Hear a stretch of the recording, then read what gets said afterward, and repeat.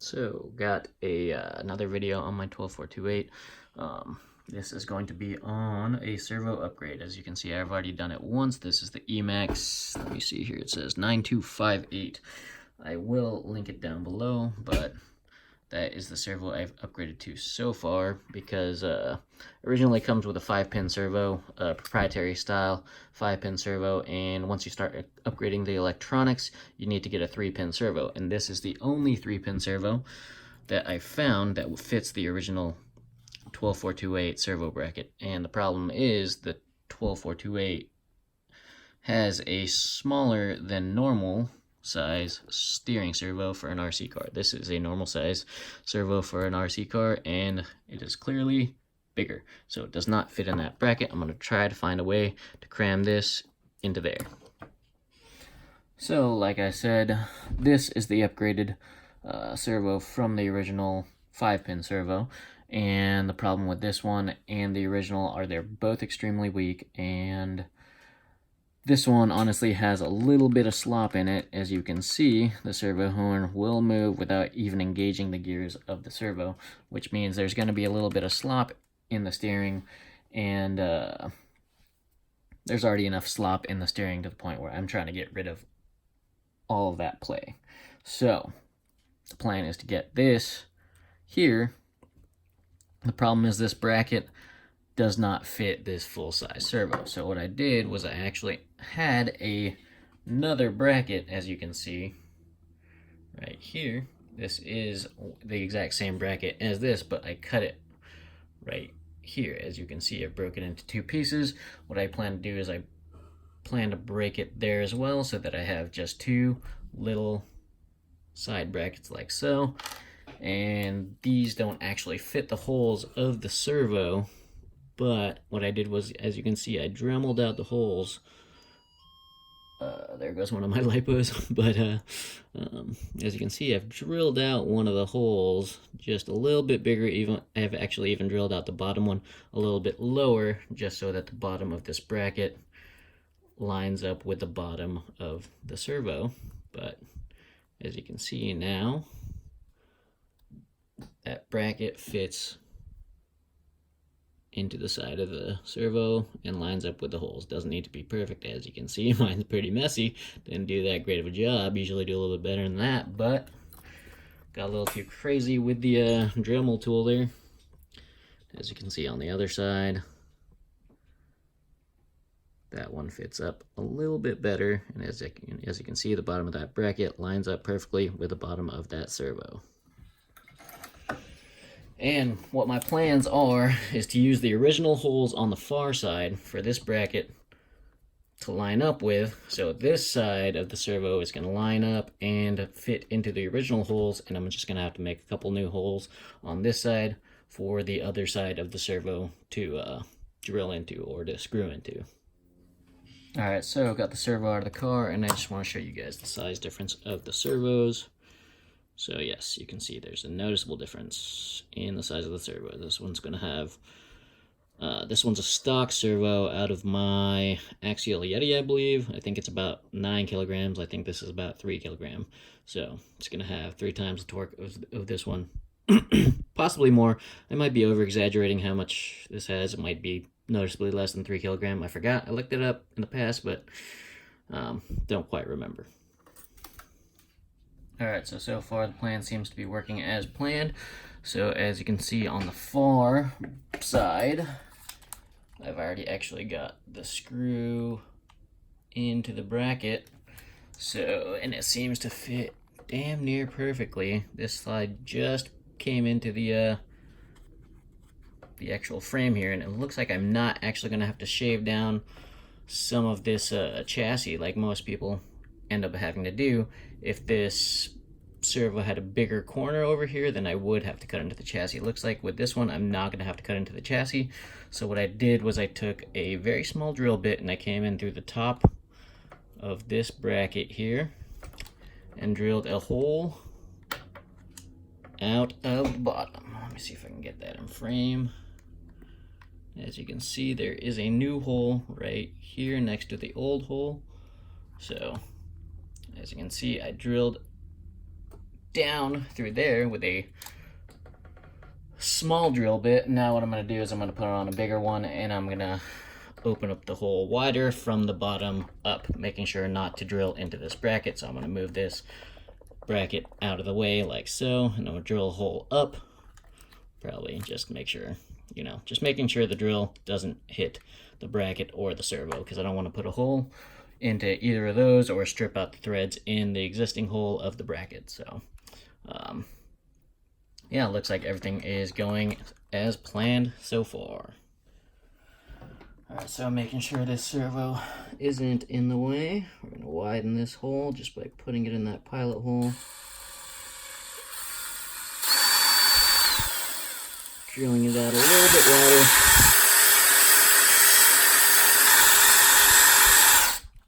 So the screw doesn't need to thread in that hole, obviously, because it's going to thread into the bracket. So all it needs to do is fit in there. It can thread, it doesn't matter if it's too small, it can just thread through. But I think I'm going to make it just so it doesn't have to thread through, and I might just drill a little bigger.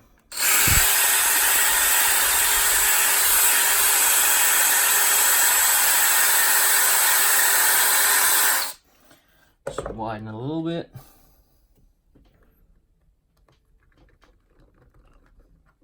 Well, it looks like it's going to have to thread, because I do not want to put on yet another drill bit and drill it out bigger, because that might be a little too big. But one thing I'm going to do is, since that is a countersunk screw, I am going to countersink that just a little bit, so that that screw will sit nice and flush after I have it in. Alright, so one thing I forgot to mention was that I did take out this little weight system, which used to sit right here, but it did get in the way of the new servo, so I did have to go ahead and take it out. As you can see, there are 2 holes in them, and that is where 2 screws go, and there's 2 posts right here where the screws go into. And this one was easy to get out, but this one is underneath the ESC plate, so what I had to do was I had to take 2 screws out of the back of the ESC plate, lift it up, and bend it up so I could get to that second screw. But once I got those 2 screws out, by the way, it also has double-sided sticky tape on the bottom, or at least mine did, so you might have to get under there with a screwdriver and kind of pry it off, and then lift it up off those posts, and then slide it out. Besides that, as you can see, I don't have an I don't have a servo in there right now, but I'll show you the holes that I made.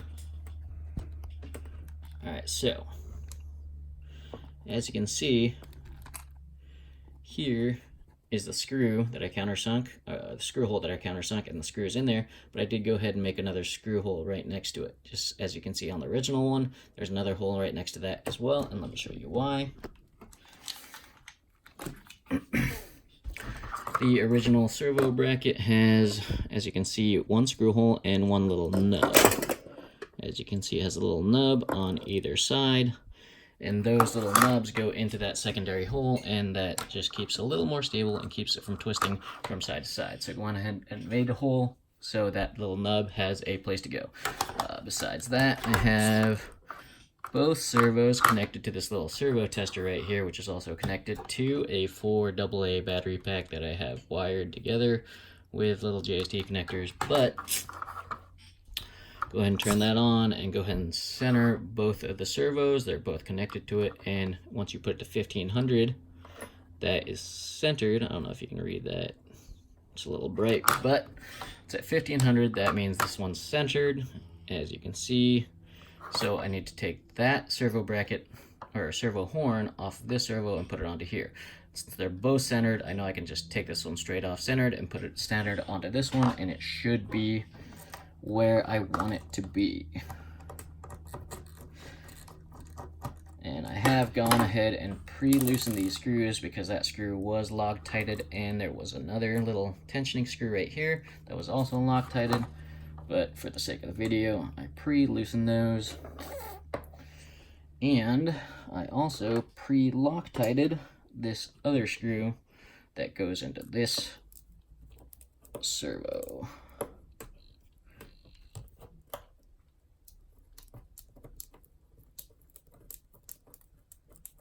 And I don't think that screw is quite long enough, so I'm gonna have to go get another screw. Alright, so I went ahead and got a longer screw. So this is still set at 1500, so this is centered. So all we have to do is get that servo, put it on vertically.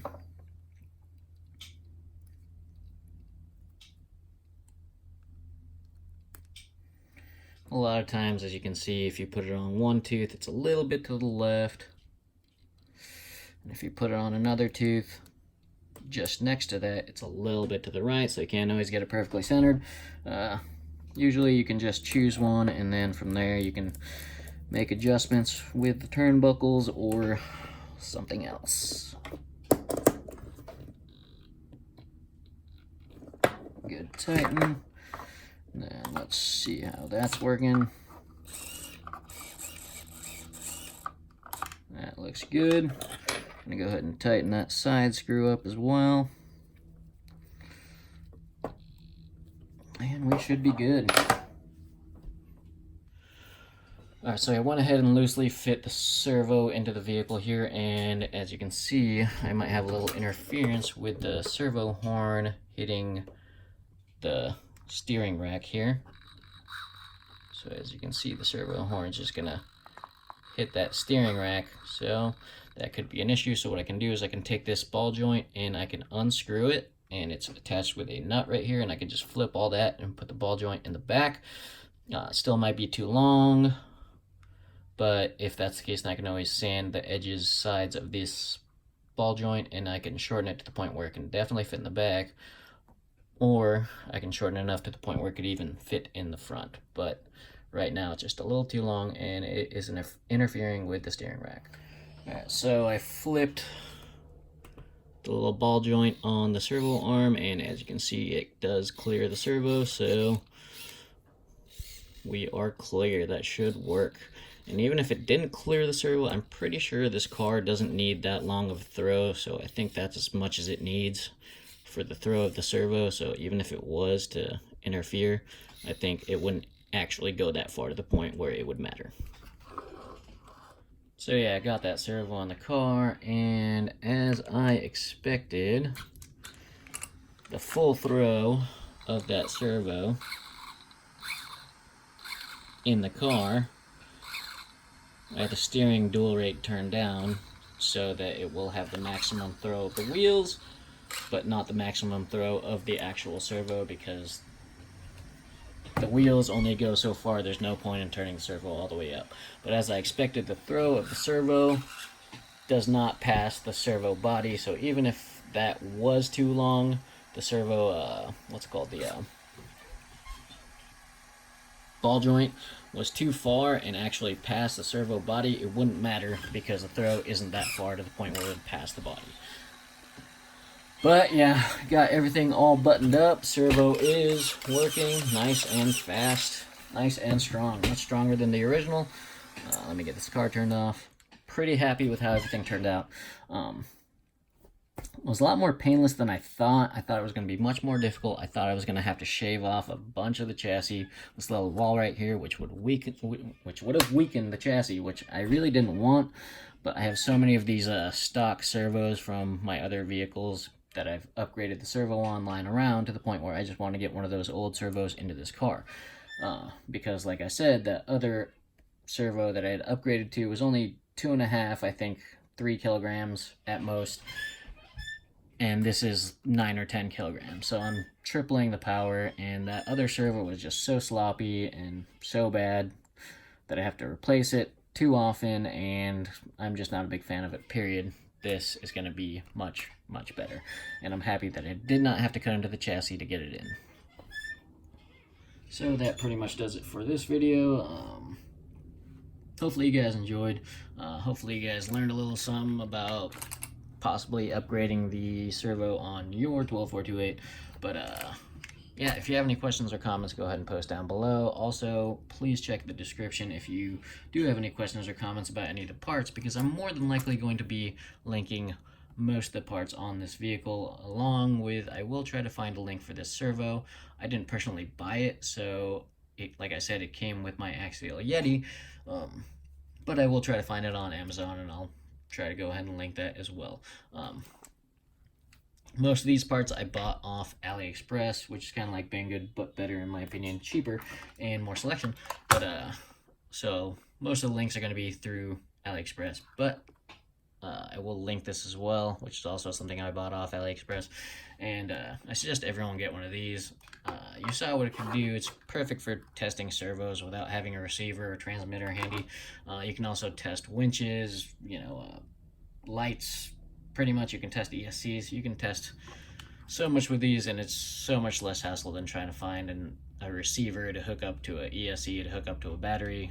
This is just all one little package. Just hook it up to a 4AA battery pack, wire it together, and you can test out pretty much anything you need to test out. But yeah, that pretty much does it for this video. Hopefully you guys enjoyed, and like I said, questions or comments, post down below. I'll get to them as soon as possible, and thanks for watching.